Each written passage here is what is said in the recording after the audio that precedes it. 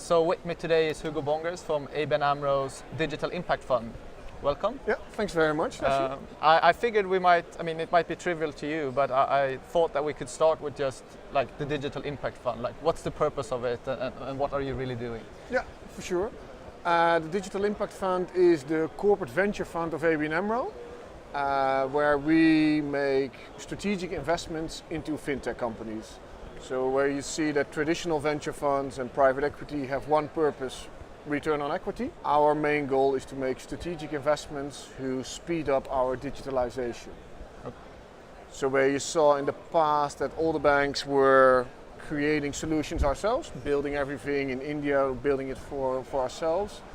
And fintech companies were saying 5 years ago, we're going to destroy all the banks. You see it much more combining into a corporation model. And that's where we were playing as well. Okay. So when you are then out there searching for fintechs and trying to find the right partners, what are you really then looking for, and sort of what determines if someone is sort of great and worth following with, or if it's just something that goes by? I think one of the key things is that there needs to be a business connection to ABN Amro, and there needs to be added value for our customers. For instance, with our partnership, personal finance was a key topic within our retail customers. We wanted to create financial health for our clients, and we could have built it ourselves, but there was a great solution in the market already. And then we co-created a new solution for the Dutch market together with Tim. Yep. And giving the commercial traction, I think the key is that there are already some paying customers, because that means that there is a product market fit, that there is a revenue model, and that makes it easier for us to work together instead of the really early stage companies who only have an idea that takes really a longer time to implement also with an ABN AMRO.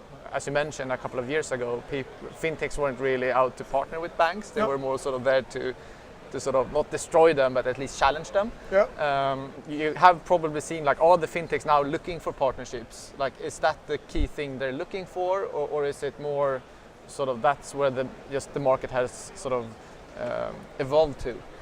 I think in the end, what can we bring for, what can we deliver for a fintech company? That for now, it's for sure our customer base.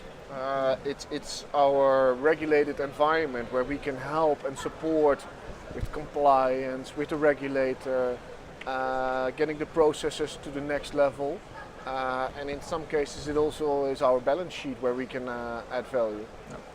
I think talking about the Money20 conference, I think the buzzword here is platforms. Yeah. And the next question should be, okay, a platform, really nice, but for who, and what is really the personal relevant added value?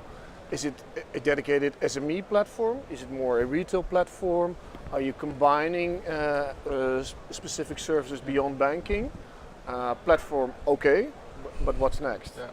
And I mean, going from the platform perspective then, I mean, you could think of the whole open banking as a platform. There will be a lot of like open APIs, there will be a lot of access to data, and I would imagine a lot of more fintechs doing things, having access to this, being able to create new services and everything.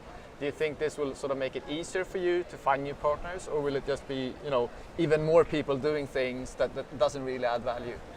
I think what you see right now is really that there are so many new companies, which is great for me. There's so many new ideas and new solutions, but in the end, some consolidation will take place over the coming years, because looking from a consumer or a corporate perspective, they don't want 8 or 9 different apps to do their financials. No. They want to be taken care of, and it should be one central place or platform, however you want to call it. That's where all the services will be combined and not on 8 or 9 different places. Yeah. So there will be some consolidation for sure.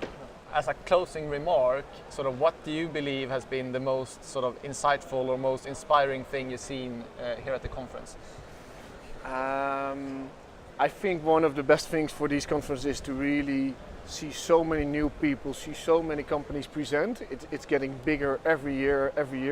I was really inspired by the speech, by the keynote from Nikolai from Revolut.